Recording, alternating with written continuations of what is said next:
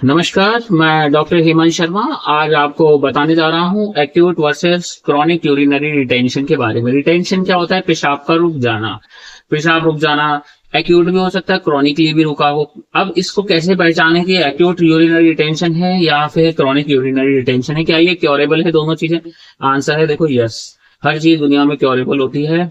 बस एक doctor genuine होना चाहिए और उसका स्टडी अच्छा होना चाहिए और पेशेंट में कॉन्फिडेंस होना चाहिए ठीक होने का, तो क्योर हो जाता है। देखो, जो एक्यूट यूरिनरी रिटेंशन है वो उसका ऑनसेट होता है सडन, तुरंत होता है, मतलब कुछ ही घंटे में आपका पेशाब रुक गया। ठीक है, पर क्रॉनिक में क्या होता है? ग्रेजुअल होता है, कई हफ्ते कई महीने के समय बाद यूरिन रुकता है। एक्यूट में पेन होता है, ब्लैडर फुल हो गया, दर्द हो रहा है, यूरिन पास नहीं कर पा रहे हो, आप चाहने के बाद भी पास नहीं कर पा रहे हो। पर क्रॉनिक में पेन नहीं होता है। एक्यूट में ब्लैडर टेंडर ही होता है, एकदम टेंस होगा, बिल्कुल ऑलपेट करोगे तो बिल्कुल जस्ट फटेगा, पर यूरिन नहीं हो पा रहा है और डिस्टेंडेड होता है। और क्रॉनिक में सिर्फ डिस्टेंडेड है, टेंस नहीं है। वहां पे टेंस मतलब दर्द नहीं हो रहा उसको आप छू रहे हो तो। उसके अलावा जो एक्यूट में यूरिन रुकता है मेनली 500 ml से ज्यादा रुकने पे उसको सिम्टम्स आ जाते हैं, पर क्रॉनिक में 300 ml प्लस रहता है। एक्यूट के causes most of the time 99.99% या 100% रिवर्सिबल होते हैं, जो ठीक हो जाते हैं एक्यूट ब्लैडर का जो कॉज है। और जो क्रॉनिक ब्लैडर है वो स्ट्रक्चरल एबनॉर्मलिटी हो सकती है, कोई प्रोस्टेट के कारण यूरिन रुका हो लंबे समय से, या कोई ट्यूमर के कारण कोई स्टोन फंसा हो, मतलब ऐसी कई चीजें हो सकती है। स्टोन नहीं बोलेंगे, स्टोन एक्यूट में होगा।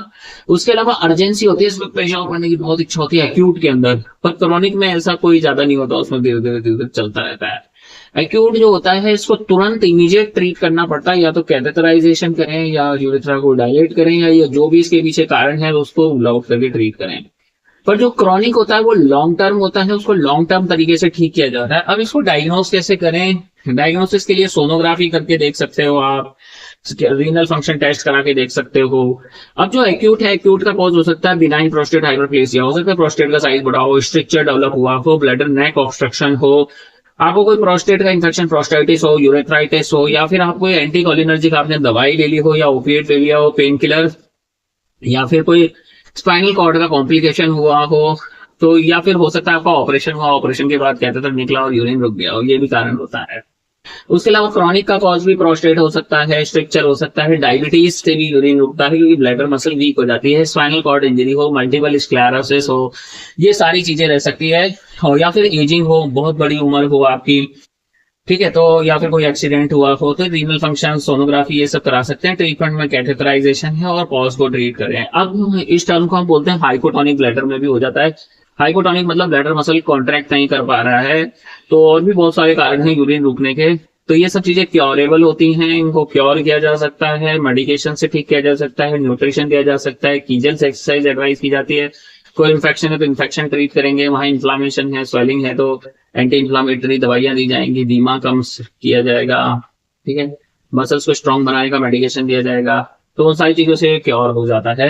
अगर आपको भी एक्यूट या क्रॉनिक यूरिनरी रिटेंशन हुआ है और ट्रीटमेंट चाहिए आपको, तो व्हाट्सअप नंबर मेरा इस वीडियो के डिस्क्रिप्शन में है, वहां जाएं, मैसेज करें, अपना अपॉइंटमेंट बुक करें।